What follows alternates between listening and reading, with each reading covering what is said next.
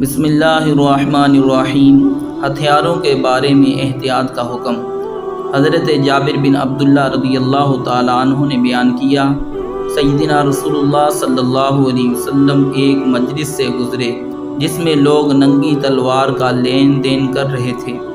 آپ صلی اللہ علیہ وسلم نے فرمایا، الم ازجرکم عن ھذا فاذا صلی احدکم السیف فلیغمدہ ثم لیعطہ اخاہ۔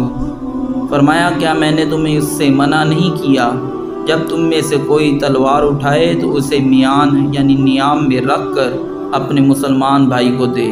اس حدیث پاک میں نبی اکرم صلی اللہ علیہ وسلم نے ہمیں احتیاط کی تاکید فرمائی ہے کہ تلوار ہتھیار کا لین دین کرنا ہو تو میان یعنی کور کا استعمال کرنا چاہیے، کہیں غلطی سے وہ ہتھیار کسی کو زخمی یا لوگوں کو خوف زدہ نہ کر دے۔